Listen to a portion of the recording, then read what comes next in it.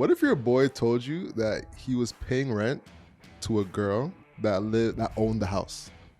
How would you deal with that? Now I live here with my boyfriend. He pays me $1,500 in rent, and I pay the $2,300 in difference. That's what Andrew Tate's take was. I don't think he was disagreeing that women should not drive. I think he was saying that his expensive cars, he doesn't let women drive them because... He didn't say that. He said any of my cars. Which are all supercars. He doesn't drive a Prius, bro.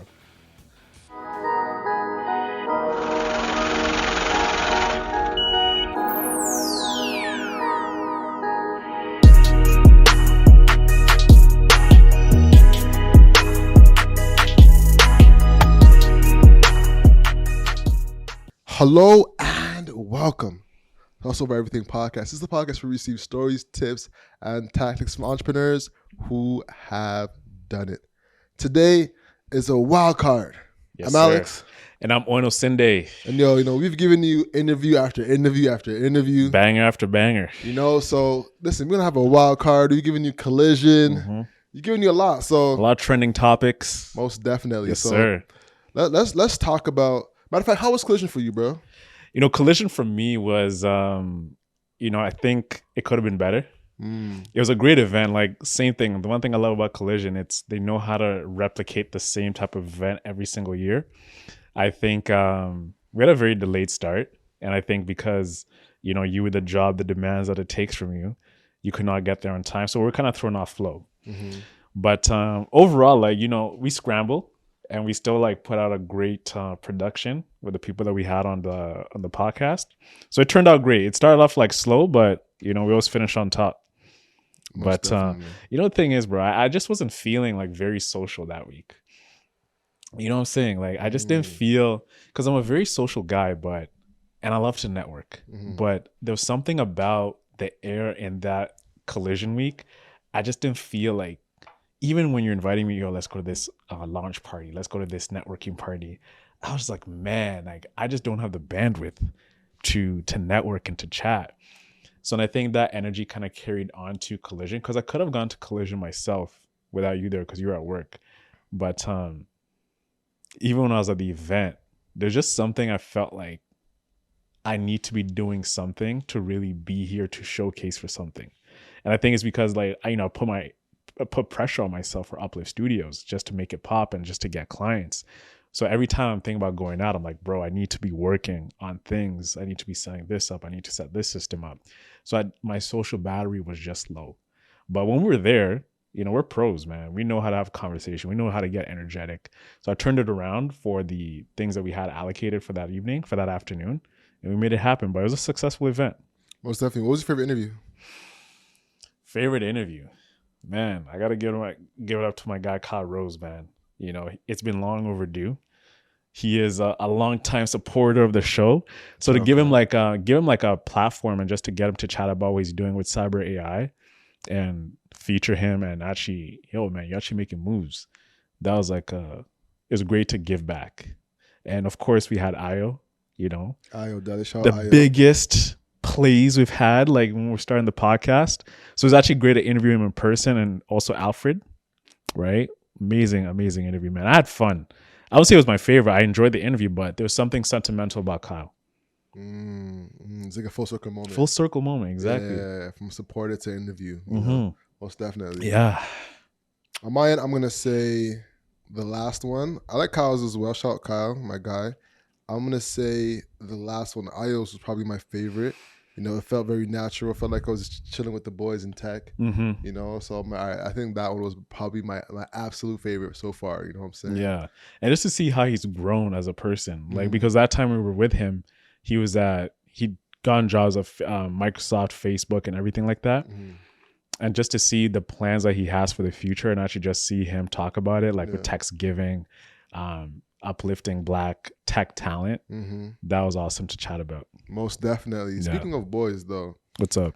What if your boy told you that he was paying rent to a girl that owned the house? How would you deal with that? Because to give context, there's a clip from Monica Church.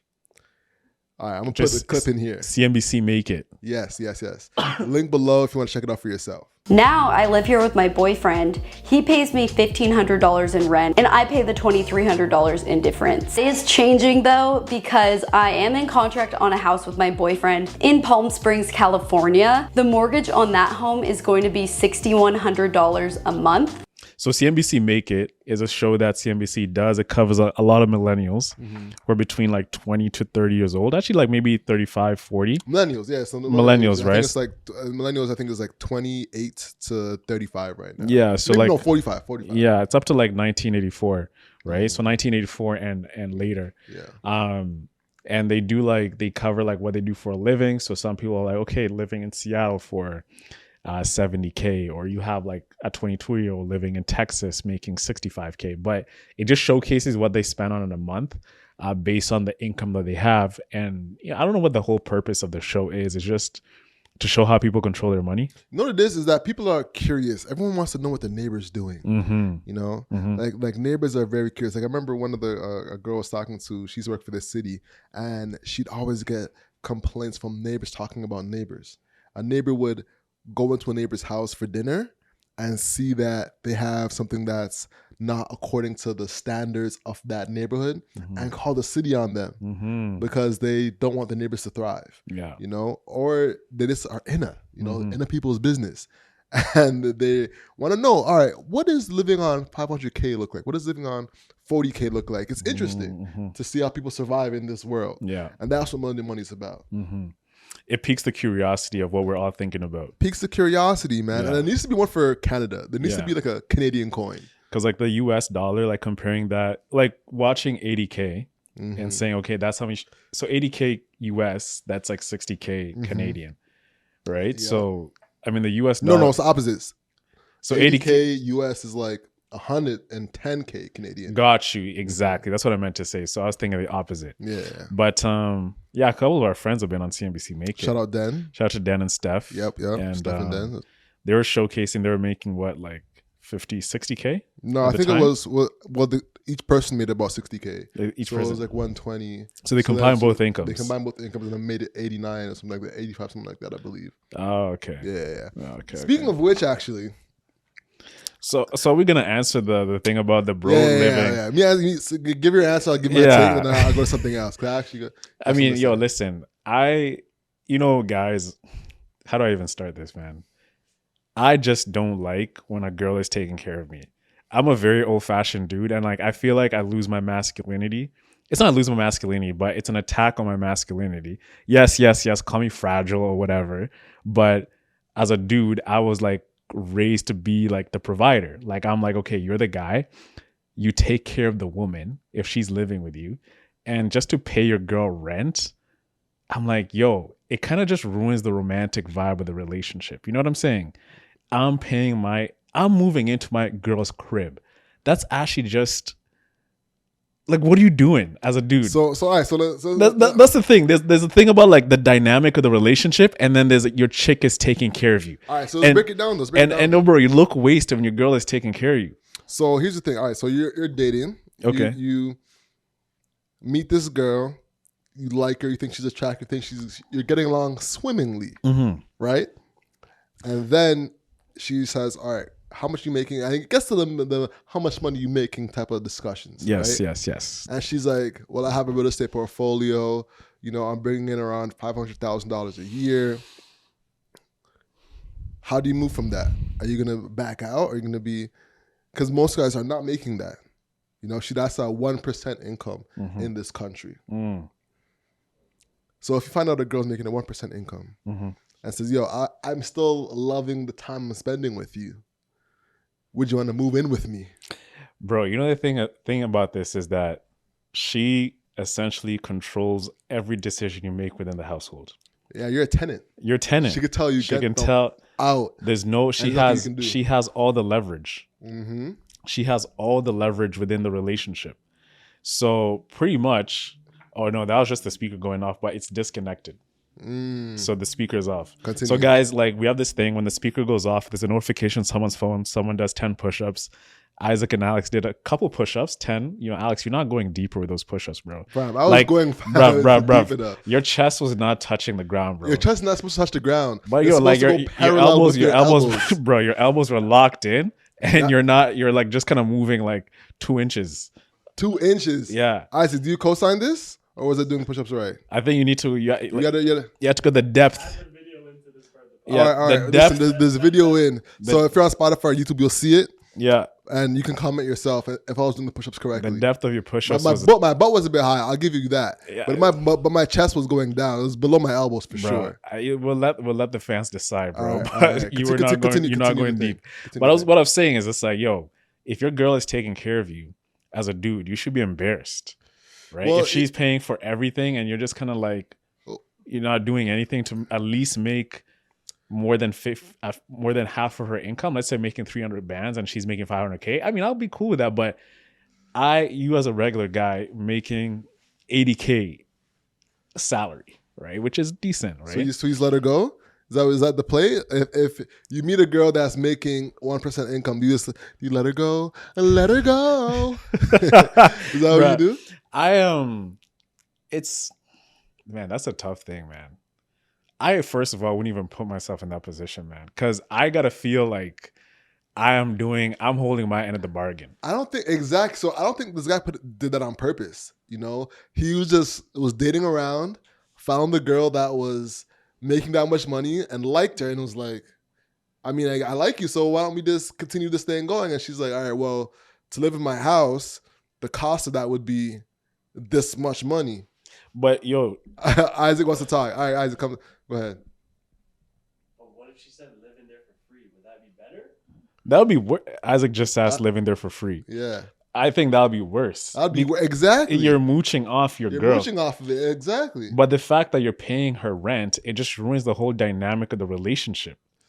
So like you're giving. So what option do you have? You can't buy the house. You don't live in the crib with her. Or you just say no. You don't. You gotta maintain your independence, bro. You cannot. As a man, you've got to be able to be mobile. You've got to be able to be autonomous. And your girl taking care of you like that, just like, okay, pay me rent. This is my house. This is whatever. And mind you, she's making 500K a year, bro. Uh-huh. And you're making like nothing close to that. Let's give him high 90s, 100K. 100K. You're not making 500 bands. So the fact that she's still demanding you to pay rent when she owns the crib, and like, okay, she's paying her mortgage and she's making $29,000 a month. Yeah. She's netting that. And you're paying her rent.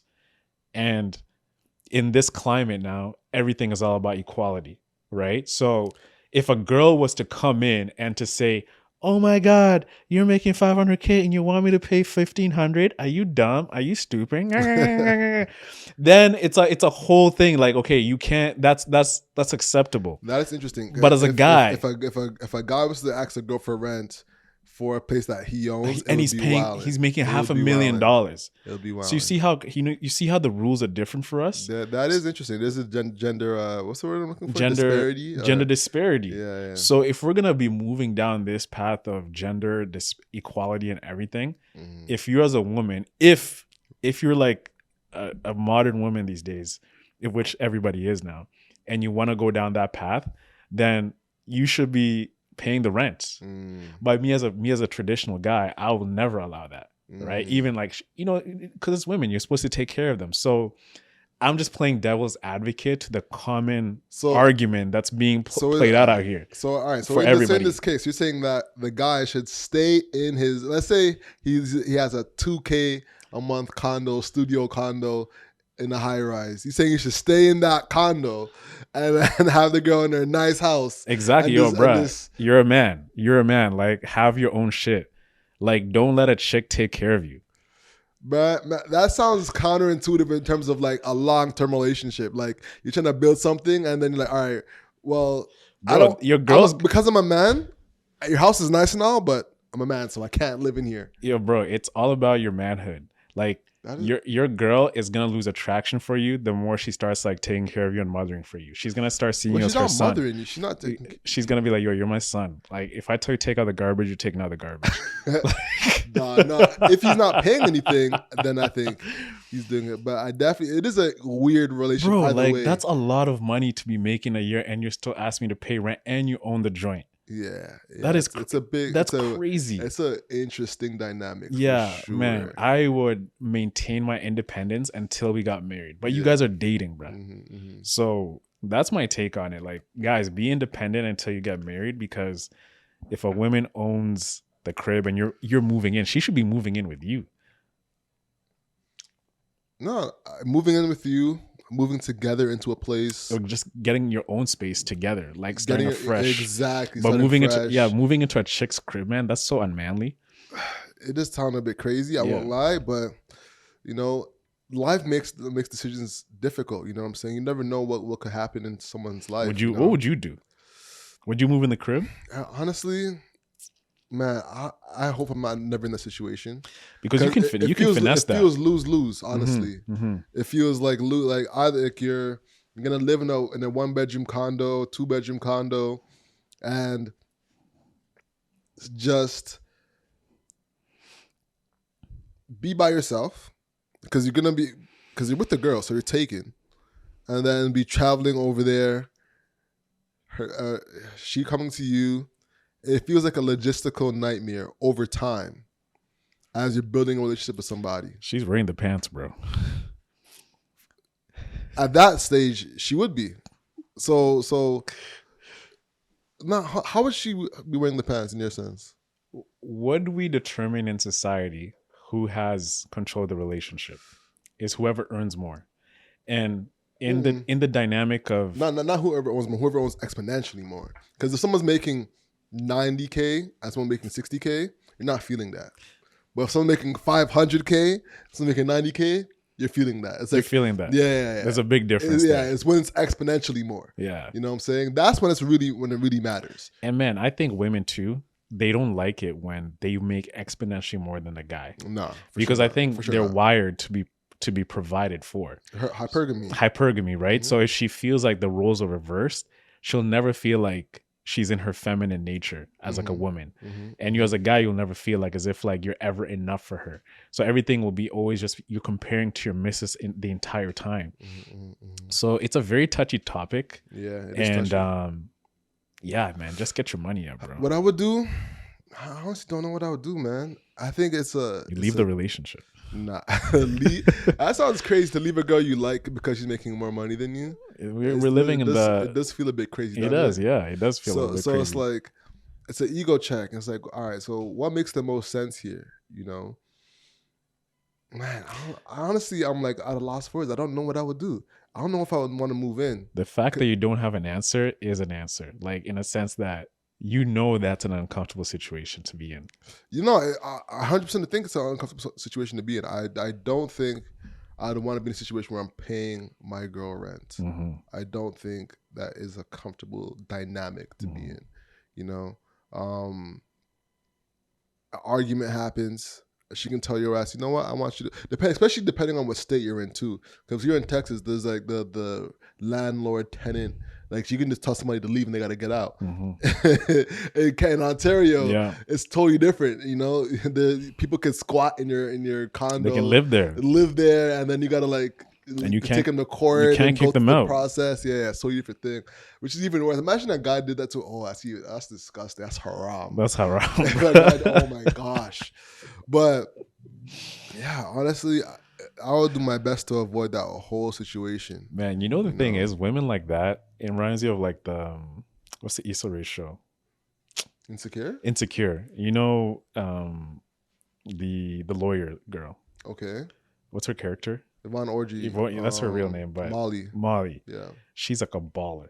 She is a complete baller. And it feels like women who are really, really successful always have a hard time finding like a guy who's on their level.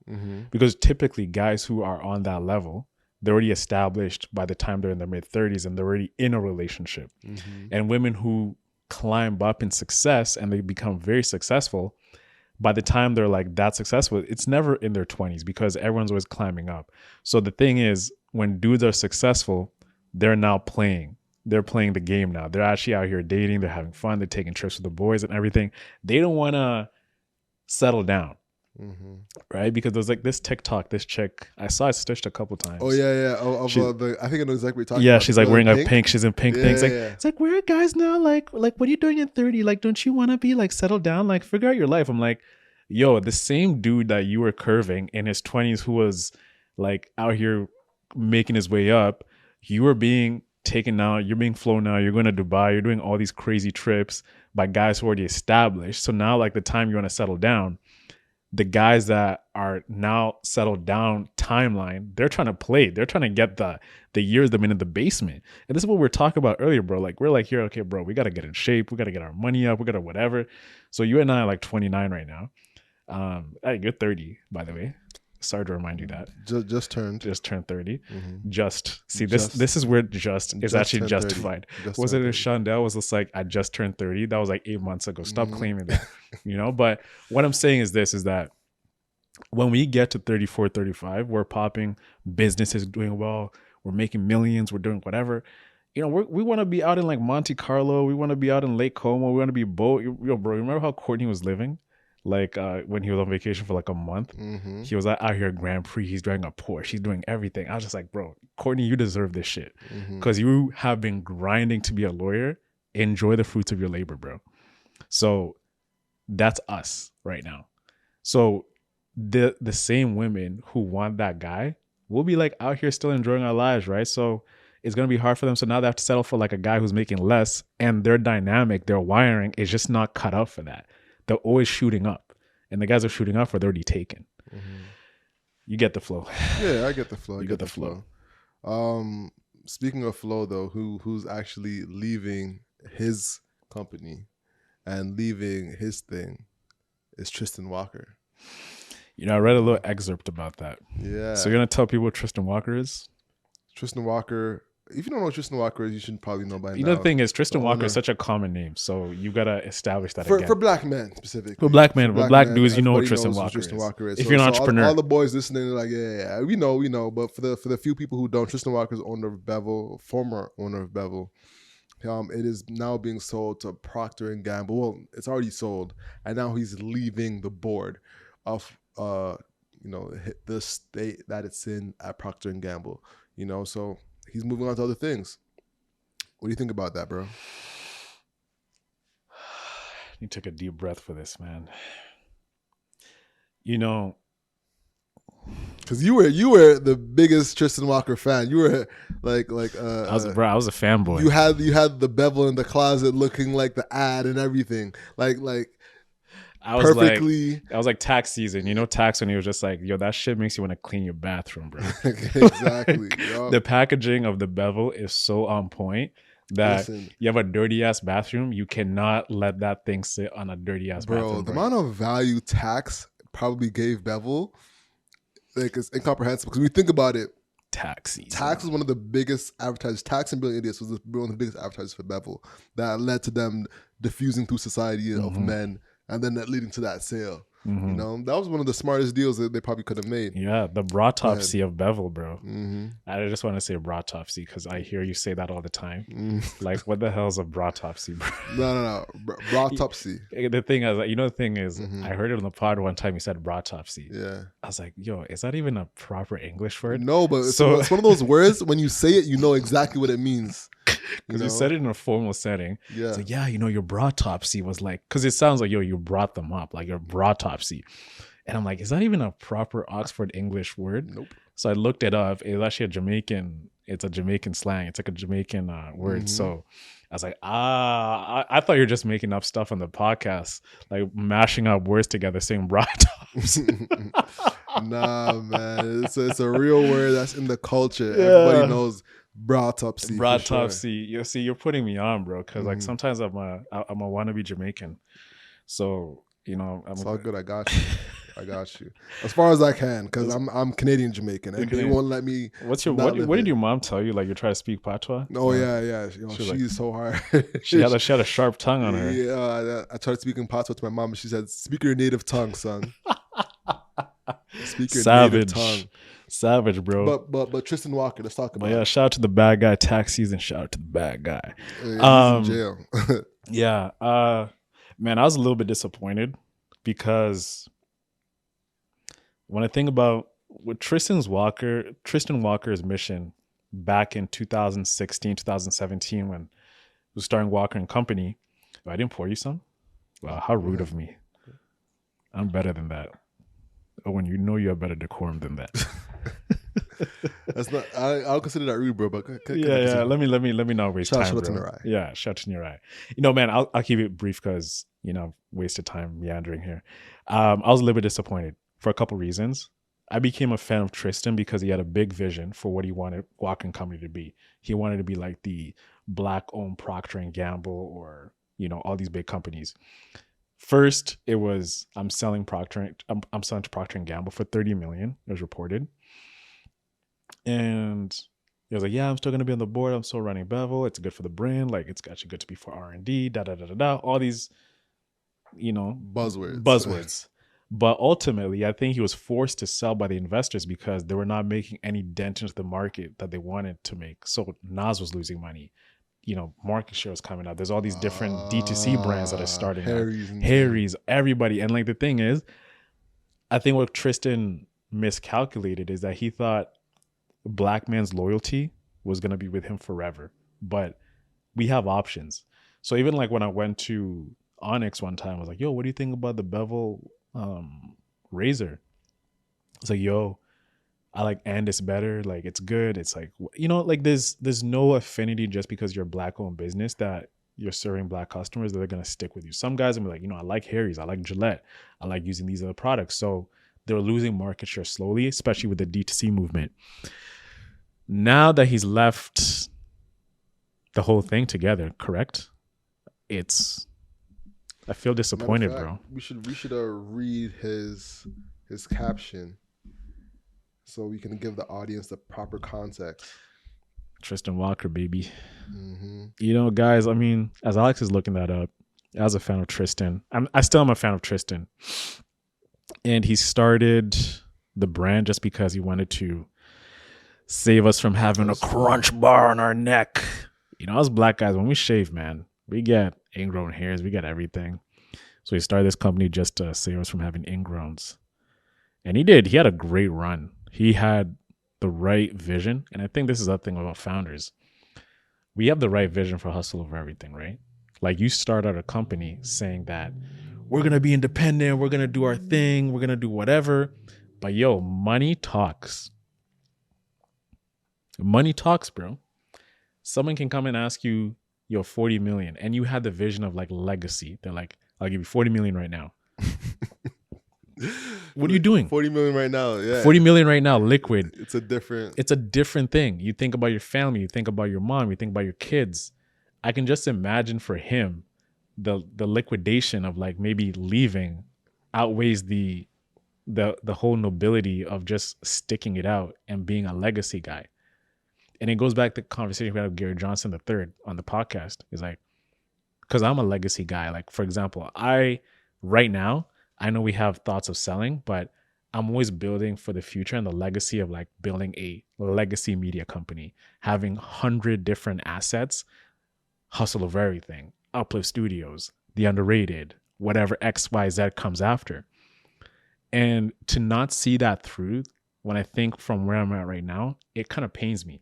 So that's why I never really think about acquisition, because I want to be remembered for building something great that lasted a lifetime. Like our kids can come and work in the company and they become the CEOs and the executives, right? And it just continues on and on and on and on. And I think for our community, we never see that. So to have a guy who started off like that and he never really saw that vision out, it's something that's unfinished. And I think it's a disservice for people who believed in it and bought into his vision and actually became a champion of his products like I did. And I was a champion, bro. I was an ambassador. I was trying to put you on now. You were definitely trying to put me onto Bevel. I was trying to put you on. I wasn't having it. You were not having it. So I did. That's why I'm happy for Tristan, but I'm disappointed in the fact that we don't have a captain to really lead that vision out that he had to like build like a black beauty brand or whatever it was. Yeah, you know what it is? It's different because if you look at Fresh Heritage, right? That's another black-owned men's beauty brand. It feels weird saying men's beauty brand, but men's brand that was built and sold in the men's care niche. But there was never a vision that was sold to you of, hey, this is supposed to be the next P&G of black hair care. Because the way we were pitched, like, I'm going to create Bevel, then I'm going to create Form Beauty, and that didn't work out. It didn't work out?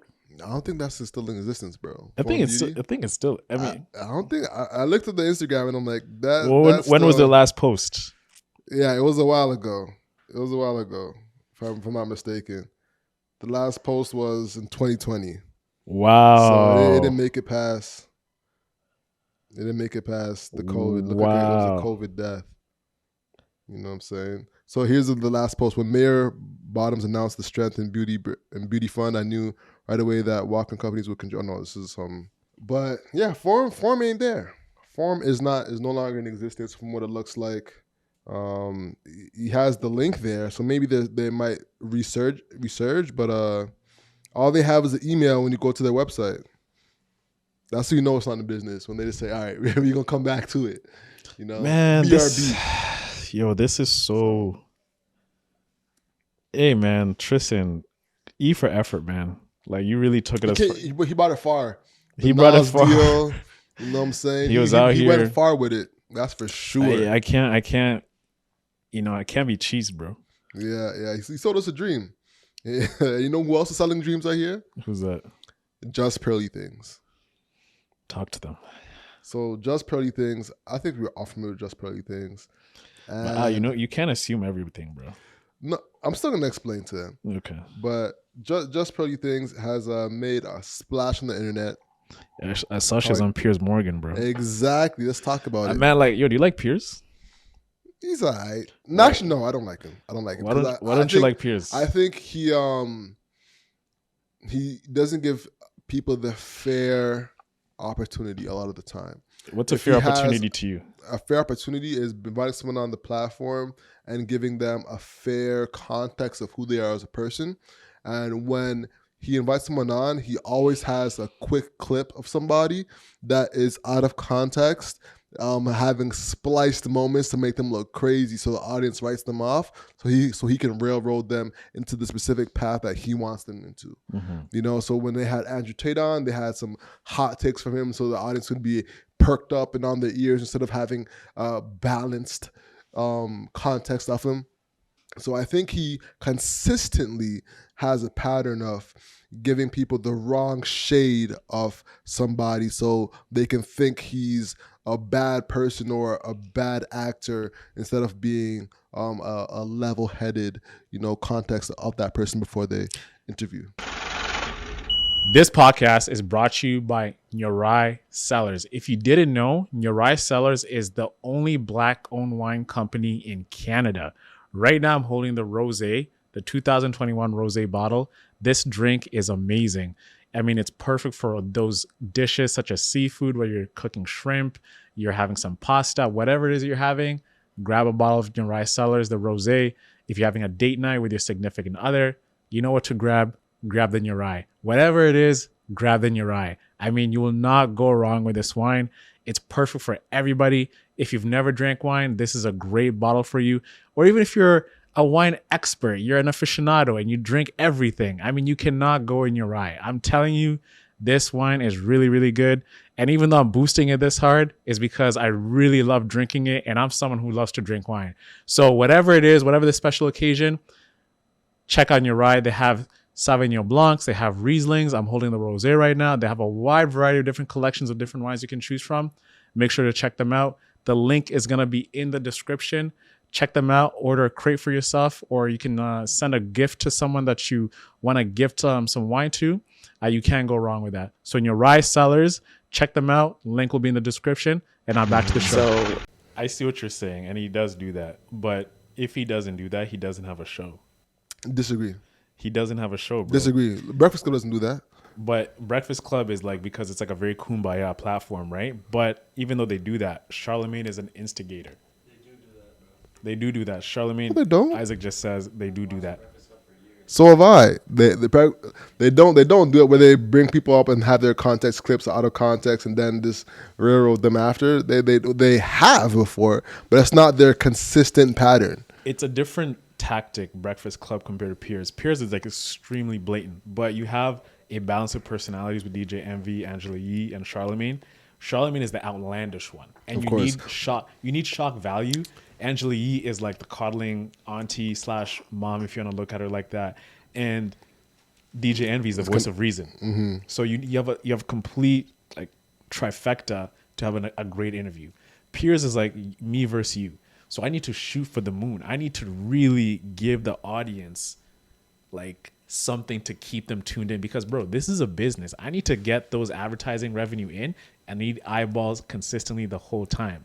So Piers' personality as a media guy is to be the Simon Cowell of reporting news.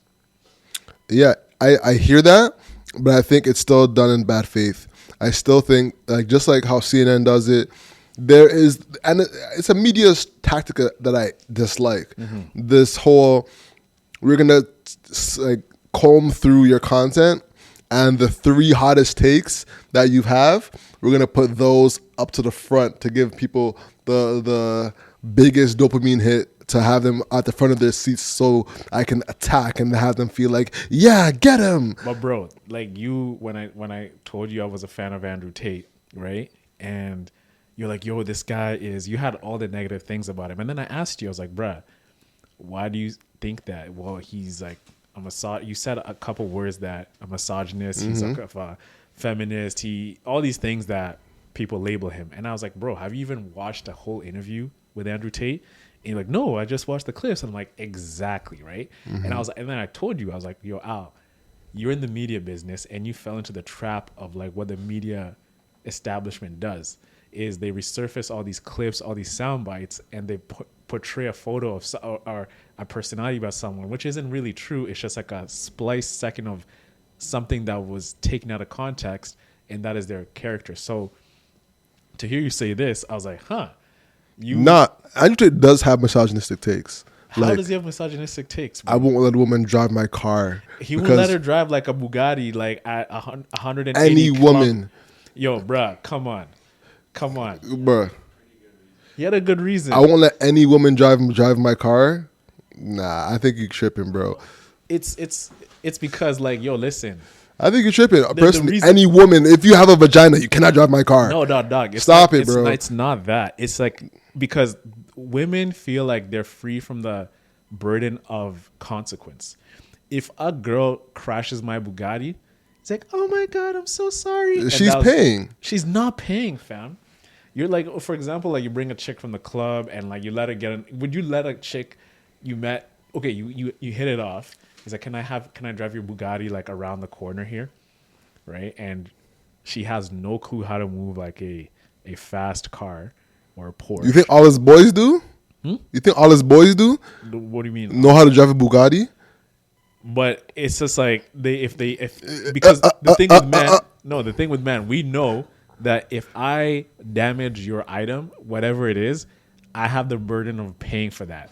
But with women, it's so hard to, especially just like you're talking to the mic, just a regular chick. He's like, I'm so sorry. Like, you're not gonna make her pay $90K for a damage on a Bugatti, which I think it would be if it's like a fender bender. That's what Andrew Tate's take was. See, this is right, and I disagree. That's what I'm saying. I still, to this day, I disagree with that. So you don't I think if I have trust in my girl and I am good at selecting a mate, I'm going to select somebody who can drive, who I can trust to drive my car. So like your Porsche. If I have a Porsche. Your Lamborghini. Yeah, I'm like, all right, you want to go get some from this corner store? Go ahead.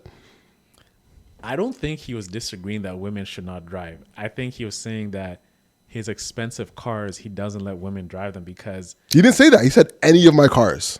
which are all supercars. He doesn't drive a Prius, bro.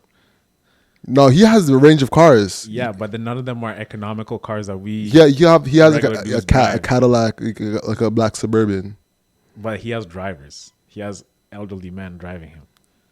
But his Bugatti, his Porsche, his Lamborghini, his Rolls Royce, no things are allowed to drive that. Because if they crash it, so here's the it's on thing. him. So here's the thing. He is actually a man in a relationship with women. Like he has mothers in his life. Like if you can't trust a woman to drive one of your cars, it's like it's a different situation. Like he's saying, I would rather.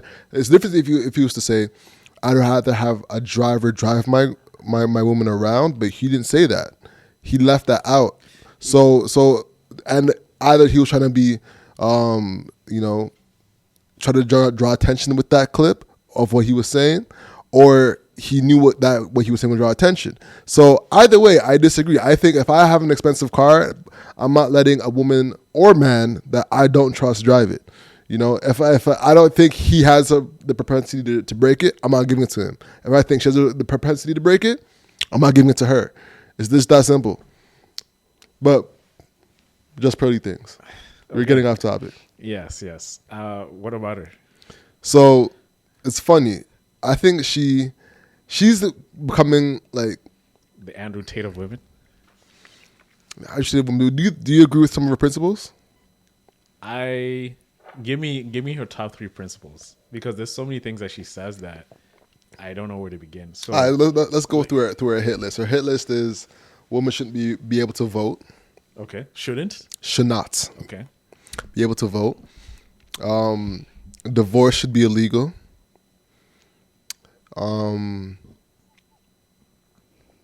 Those are like the main 2, I think. And women over 25 are gonna struggle to find relationships, or career women are gonna struggle to find relationships, which I think actually is probably the most Controversial? no, the most Logical? reasonable Yeah. of all the 3. But go ahead. I think the premise of her arguments are very in aligned with me, just because of like the traditional man-women dynamic. In aligned, as in aligned. They're aligned. They're Okay. aligned with her. I don't agree with everything that she says. Like of course women should vote, right? What's the other one? A divorce should be illegal. Divorce should be illegal. That is very blasphemous. I think that she's just trying to get clicks and viewership. But one thing about just pearly things, I sometimes feel like she doesn't really believe everything she's saying. Hell no. And I think she has found an audience of men who would actually gravitate towards Soak her. that shit up.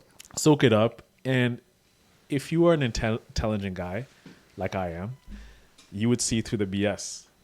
And even though I am a very traditional values relationship from like a Christian faith standpoint, where I'm just not traditional just because like the whole red pill, whatever. I want to clear that up. That's not how I view things. I just view things from a very conservative way of living in terms of like the dynamic of a family setting, what the husband should be doing, what your wife is supposed to be according to the Bible.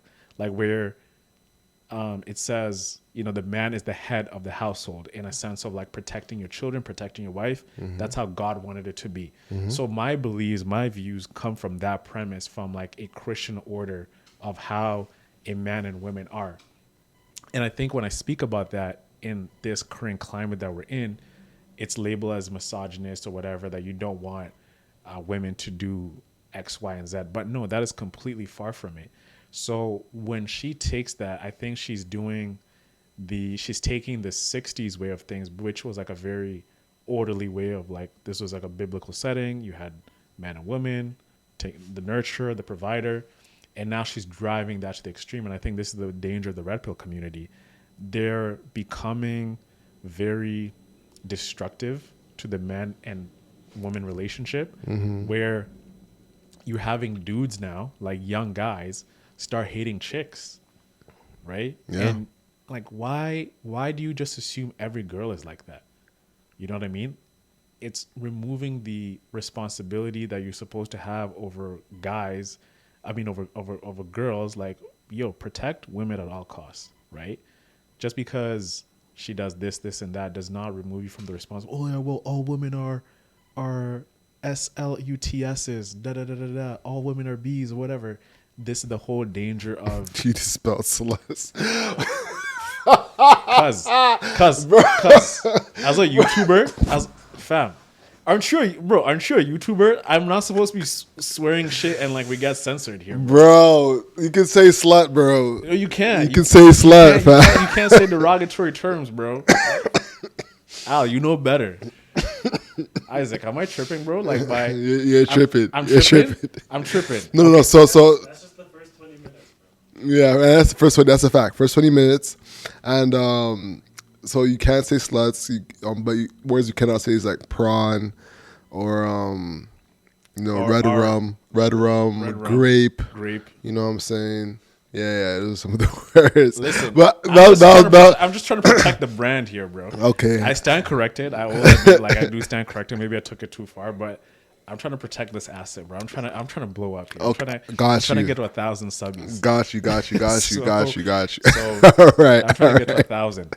I thought you were just trying to be like kosher overall. Just like, I'm not trying to swear, or I don't like swearing, so I'm just gonna say. Dog, I don't swear even to begin with. For sure. But please, bro. So you're saying like, in the normal conversation you would say SLUTS? No, I'll say it, bro. But hey, man, we're on television here. My mom's watching this. I feel you. She was actually sharing the Zubin interview with the auntie chat. Oh yeah. Yeah, she was. Yeah. Shout out to Mama. Shout out to Faye Dollar. You know what I'm saying? Yeah. I appreciate you. Thanks for sharing in the auntie community. Appreciate you. Thank you, Mom.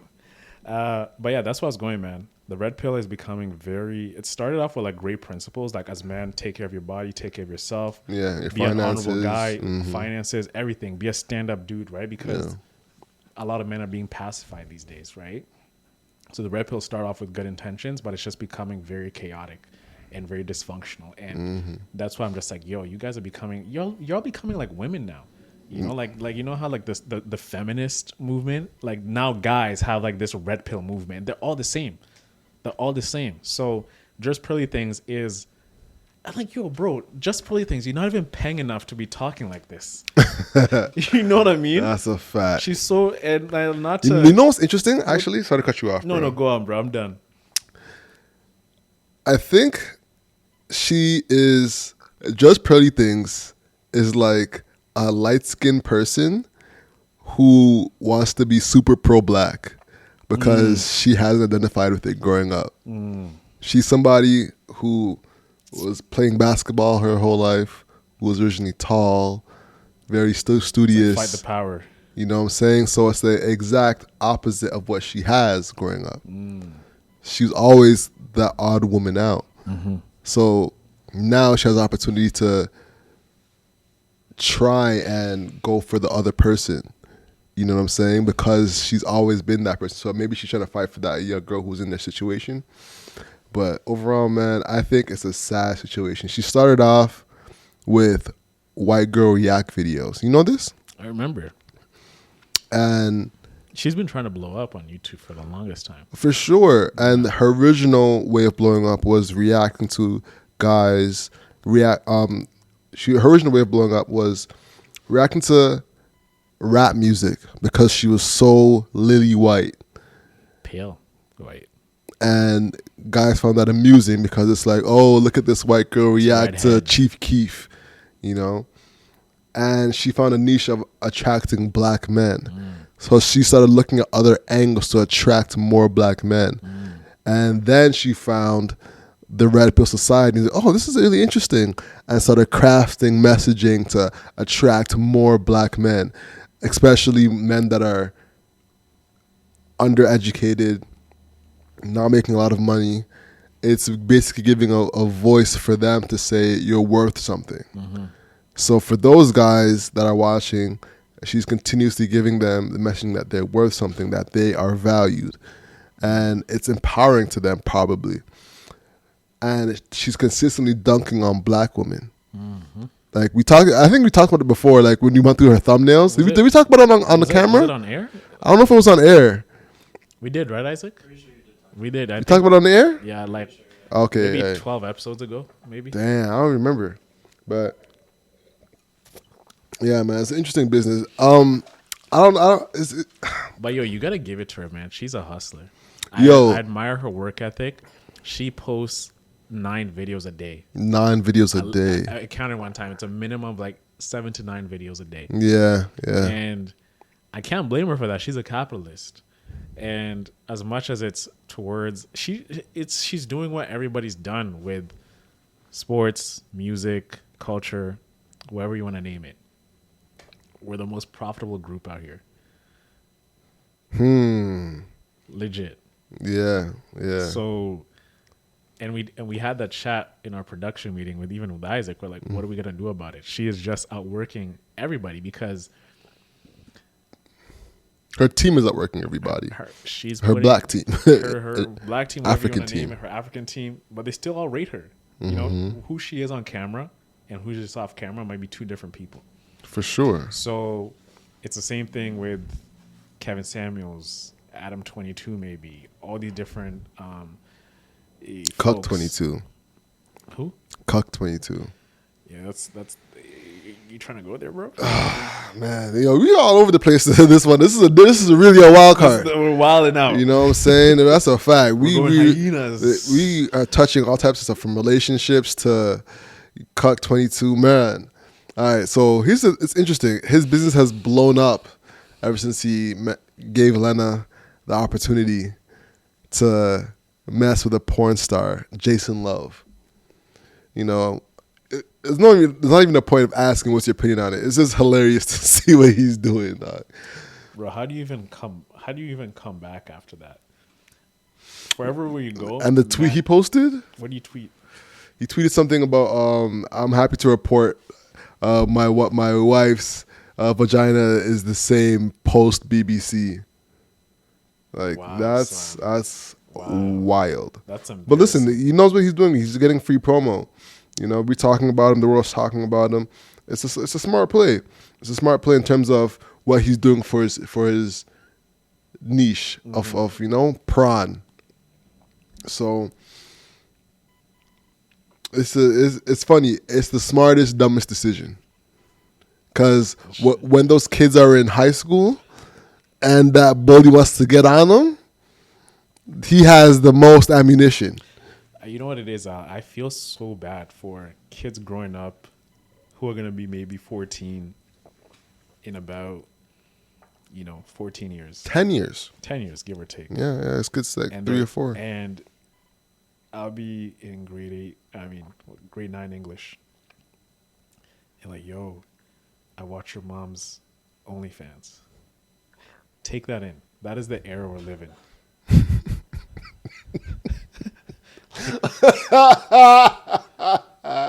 Dude, I just saw your mom's latest video. Yo, nah, they wouldn't even say that. They'd say disrespectfully. Like, don't even talk to me. Your mom's on OnlyFans, eh? Like, the thing is, bro, disrespectfully. It's gonna be so normalized that I will know what your mom looks like naked. Yeah. And before that, it was so sacred that the man's wife was a wife. She did not. She was just like a very, what does it mean to be a wife? It means that you're not showcasing yourself as you were when you're younger. You're raising kids. You're being a family woman. So now you try and tell. It's like what happened with Keke Palmer. Past couple of days, she's wearing like a see-through dress, and then her man goes on Twitter, is like, when I married my wife, I have a responsibility to look out for my kids and my wife, and for her to do that, to wear like a see-through dress, is just disrespectful. Yeah, but you shouldn't have been tweeting that. You look like a cornball. You shouldn't be tweeting that? You shouldn't be tweeting that. He looks like a cornball tweeting that. How does he look like a cornball? Because tweeting that makes him look like a cornball. That's exactly it. But the thing is, bro, if he doesn't, let me play to his defense. If he doesn't do anything, everybody will think that he accepts this. Then everyone will be like, yo, like, your husband allows you to do this? Nah. When someone comes up in real life and asks you about it, you say, I wasn't about that shit. But to tweet about it and make a public statement, you look like a cornball. Like... Yeah, I disagree, bro. So what? So, all right, so... It's back to what I was saying with OnlyFans. Like, they're not a public relationship. Him and his girl are not a public relationship. It's not. They're not on. But she's a public figure. She's a public figure. He's not. Everybody knows she has kids and she's married. Okay. You as a grown woman, you should not be out here, bro. It's like what Tracy Ellis Ross did, like that post that she did. Like, did you see her latest post? Like on her 7th post, like it was her shirtless holding her titties. Okay. And I'm like, yo, you're a grown ass woman. Why are you doing? Why are we accepting this these days, bro? Man, Tracy Ellis, I don't really care, honestly. I think she's a grown woman. She does not in a relationship. She doesn't have no kids. Let her live her life. I don't give a fuck about that. Yo, but we're losing. It just goes like, man, we're living in an era right now where degeneracy is so normalized. Like, what happened to being a classy woman, bro? Like, People are showing the duality, you know, because she'll do that post and then go to a red carpet gala and be dressed to the nines. You know, it's like, what makes you happy? That, you know what I'm saying? But what about having decorum and having class? You can, like I said, there's people have multiple elements to them. You know, you can be classy, and like I said, she's single. She's living life of a single woman. I don't know. It doesn't matter. Al, it does. It doesn't matter. It definitely does. It doesn't. Yo, women, especially at that grown age, I expect more from you. That's what you expect more, but that doesn't mean that she has to adhere to. In general, men are saying, "Come on." Like, yeah, you look. For example, I remember someone asked me. Like, I think my ex asked me a long time ago in uni. Oh, who's your crush? Mm-hmm. My celebrity crush. I used to say Tracy Ellis Ross because she's such a quality woman. She is funny. She is smart. She's very talented. She's just a gorgeous woman. So for her to be doing this stuff at 50, it goes against her brand, is what you're saying. Against, even just her brand or whatever. I think you're right. The brand thing, and it's not even a brand. It's just being ladylike, man. We don't have any more ladies these days, man. Remember like what ladies used to be like just even when we had that debate with Mark Soren, the gentleman look like whatever. Now the whole behave like a lady, bro. What happened to those? Where are those women at these days? Now they're all just wolves in sheep's skin, and they all look all. And I'm just saying now, like it's like okay, I know every woman has they have like a slutty side to them, right? It's just normal. Like everybody, they have that. It's well known, but why are we now feeling so liberated to showcase that in the public? What happened to shame? We've lost shame, bro. These days, it's you do something. Imagine you go naked on IG. Oh my God, body positivity. Yes, express yourself. It's normal now, bro. So now we're losing. Where do we shame people, and where do we stop the line and say this is enough? You've taken it too far. Showcasing. There's a woman I saw on IG the other day, breastfeeding and just showcasing her titties out. Like breastfeeding is normal, bro. Bro, but what? What are you talking about? No. It's normal, but to post your breasts on. I know the kid is there, but the kid comes off, you're just showcasing your boobs and you're saying, yeah, just breastfeeding. You're getting attention. You're trying to get attention. She's posting her normal life. But why do you have to post your breasts out in the public? You can breastfeed out in public. It's the same thing. But women breastfeed and they cover their boob, bro. Sometimes they do, sometimes they don't. I've seen plenty of titties of a woman breastfeeding in public. Like it's not, bro. It's the most natural thing. Like literally the most natural thing. Don't Don't get me wrong, bro. I get you. It's normal, but these women these days, man, you're breastfeeding. I think that was just a bad example. I think that was a bad example. No, but okay, it's a bad example, but there's a trend now normalize breastfeeding and. It's just not breastfeeding. It's just like you're showcasing your kid more right nudity, there. like more nudity, exactly. Janelle Monáe is what you're trying to say. Exactly. So I'm just saying, man, what happened to shame and actually just protecting and not showcasing your body? Where do we draw the line? This whole positivity, showcase your body, even going back to the parade, like the gay parade, man. They're just walking out here like nude, what? Nude, bro. And there's children out here, man. That's what I'm saying. There's no shame anymore, bro. Oh, I don't know about anything about that. I don't know anything about people, so I have no comment on that. Because I actually didn't I'm know that just cheesed, bro. they walk around. I thought they walked around clothed. You know No, what I'm bro. saying? Yo, But it's just, you know, it's just wrong, man. So that's what I'm saying, man. Like, how do you even get on this? yeah, we're talking about Adam 22 and Lena. Yeah, man. Like, yo, Yeah. how do you let your girl do that and just let her get banged? he was trying. I think he was trying to be I guess a feminist or somewhat equal by trying to say that he has been with a lot of women, so it only makes sense that she can start having sex with men, you know. But it's funny how, as a society, we've all deemed that to be inappropriate. You know, that if he can have as much sex as he wants, and I don't think he should have allowed her to do it either. But I don't agree with him doing it either. I think if they're married, they're married. But it's interesting. He can have as much sex as he wants with other women. But if she doesn't have sex with one man, it's a problem. It is a problem. I agree. Like, a woman should not be out here with bare dudes, and then I'm marrying you. The whole thing about marriage is actually preserving that, the relationship. Like, you are my woman. Like, your body and my body, we're for one. So she can be with other girls. No, not even. That's what I'm saying. They're with other girls. That's what I'm saying. Man. So they're one. So Adam 22 is messing with bare girls. See, this is where I'm saying, bro, like, what happened to actual good moral values, man? But they're not. Asking what happened to good moral values with Adam 22, I think is barking up the wrong tree. But the thing you know is, what I'm saying? It's the more we give a spotlight to these relationships, it now normalizes it to, like, the young kids in high school thinking, oh, okay. Nah, I don't think that's normal. I don't think no one's looking at subconsciously, bro. Definitely not. Subconsciously, like, the more we start doing this, more kids are like, oh yeah, like, it's okay to do that. Like, nah, he's getting roasted. He's not normal at all. People are looking at him like he is wildin'. How could you let your woman do this? Even you're in a weird position already for having sex with multiple women already for a business, up for having a prawn business. You know what I'm saying? So, and the thing is too is that, like, it's not just the fact that he's doing it. Then his wife have sex with another man. It's for prawn. So she's letting a whole swath of other guys have it as well. yo, you know what I'm saying? How do you even how are you even comfortable with that, bro? Yeah. You know, And forever.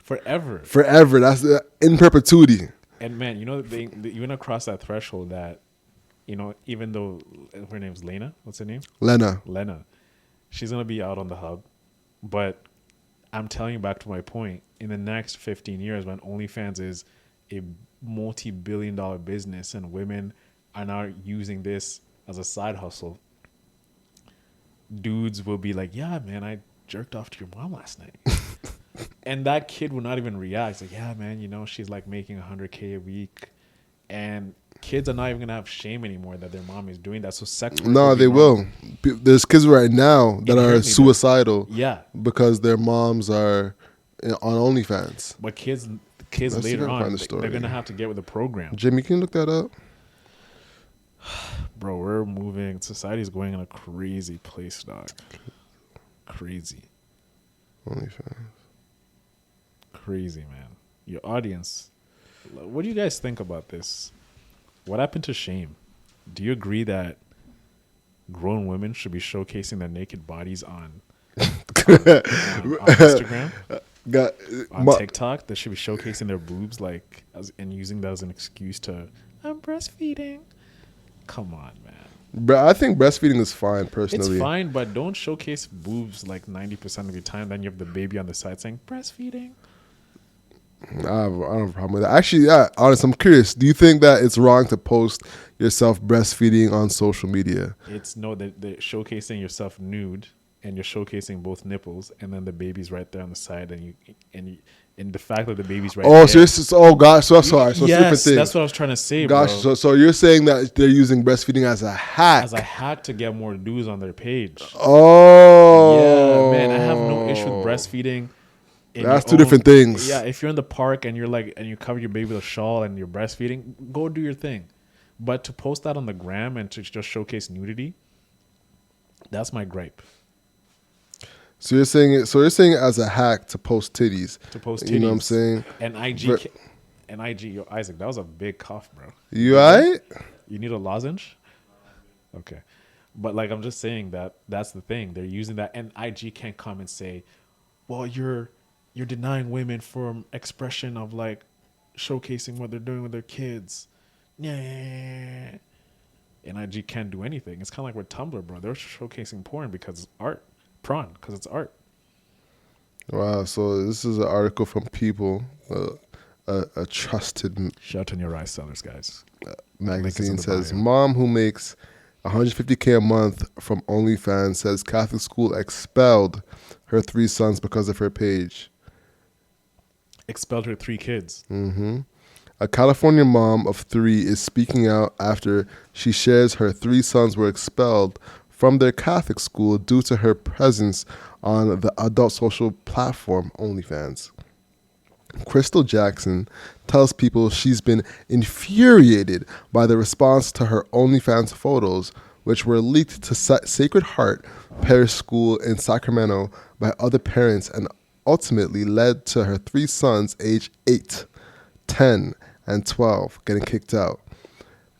Quotations, my kids are really good and all this is doing hurtful. What? Is doing hurt? Oh, my apologies. I thought I could read it. I can't read. My kids are really good at all this is doing is hurting them, Crystal 44 says. Take me down. That's fine, but leave my kids out of it. I didn't think this would put harm on them. I have to stand up and say I can't take it anymore because this behavior is horrible, she adds. When contacted by People, Teresa says the principal of Sacred Heart Parish School said this cannot provide any information on the situation. We cannot discuss the status of these circumstances or any member of our school parish. Oh, of the school. So it means maybe teachers reacted. Oh, sheesh. See, this is what I'm saying, bro. It's a slippery slope, bro. All right, see if I can wrap this article up because this is a long ass article, and y'all ain't here to hear me read. Crystal says she and her husband of 14 years, Chris, turned the platform in September 2019 after experiencing marital problems that had them on the brink of divorce. I was missing that intimacy we had, and a lot of it was because I was going through menopause, she explains. No matter what menopause, I don't know if I'm buying that. It's excuses. No matter what you do, you don't feel attracted or sexy, so we tried different things to spice up our marriage. Through agreeable... So, though she was agreeable to using the platform, Crystal says she didn't think anyone would actually subscribe, arguing no one is going to see a mom. That's ridiculous. Stop it. I hate when people this try to take you for idiot. Idiot. But as it turns out, that mom next door image is exactly what happened to appeal to her followers. And then she has a big-ass OnlyFans. All right, so we get the gist of this article. Yo, mom next door creates an OnlyFans with her husband, and it blows up because guys want to see their MILF story, and she's making a ton of money off it, but their kids are going crazy. Go ahead. I was gonna say, what'd you do if your missus came and says, "Babe, for us to get that cottage, I'm gonna do OnlyFans." Be like, okay, it's only for 2 months. We'll make the down payment. Definitely not. The only thing I maybe consider is toes at max. That's an entry. No, you can actually have toes and stay out of it. But do you get a share of the money, or is it her quid? That's what I'm saying. It'll be both of ours because it'll be to go buy a house together.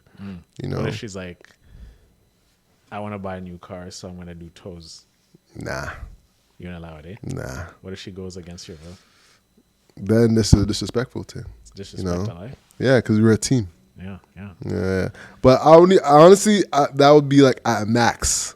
I wouldn't even like. bro. Like I don't even. I just think even just like the fact that you're thinking about OnlyFans as an option Is a red and flag. she's marrying an That's a entrepreneur, fact. and it's like, yo, like, why can't you put her onto some pottery online? She's selling pottery or some art on Shopify.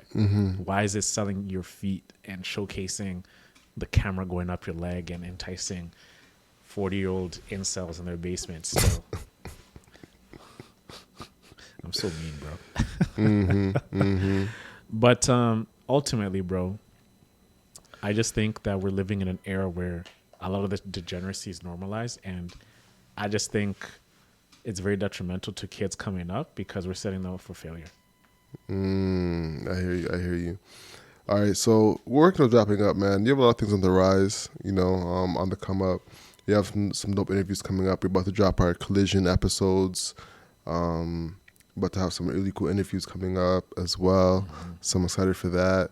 And then if you are looking for someone to create content for you, make sure you holler at us. Uplift Studios, link below. Feel free to holler at us for any content you need. 3 hours of time creates 90 posts across your socials. So, yeah, make sure you holler at us.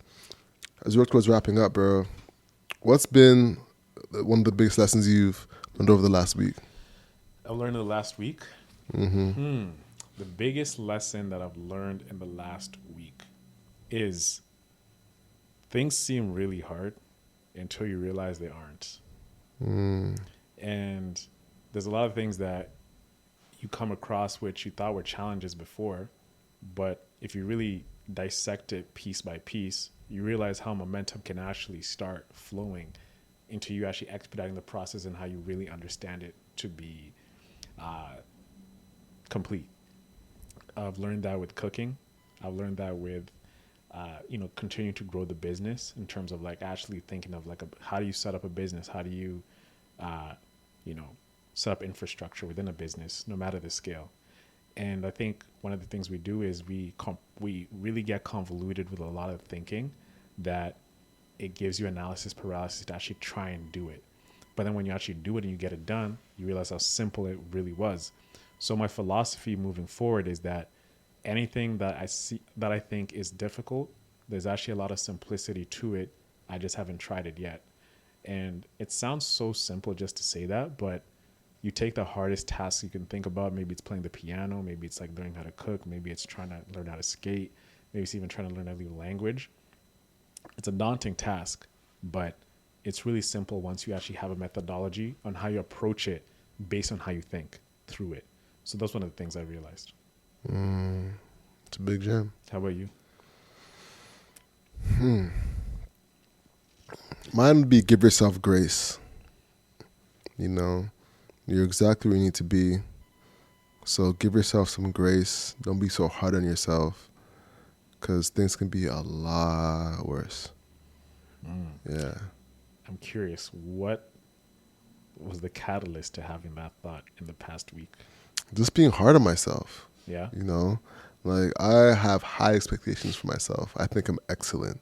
So I expect excellence out of myself. I'm juggling a lot.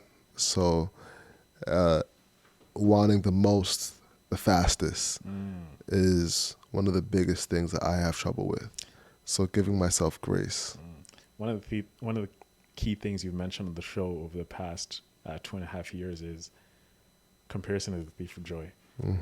And you turning 30 a month ago, you felt a lot of pressure that For sure. you're not where you're supposed to be. You're comparing with where the regular 30-year-old should be at in terms of finances, in terms of living, in terms of status and where you're supposed to be. Do you feel like you went against the grain into what you truly hone as one of like your key aphorisms, like comparison is a thief of joy? Do you feel like you kind of slipped into that comparison way of living? Yeah, I would say so. But I don't really, it's more of myself, comparing with myself and my own expectations. I don't really compare with other people. It's more of my personal goals, so, but I learned that giving yourself grace for where you are is very essential, so with those words, man, that wraps up the podcast. The house is what you can't control. So control your grind and control your life. I'm Alex. And I'm Ono Sinde. That's a show, y'all. Peace. Have a great week, everybody. Bow, bow.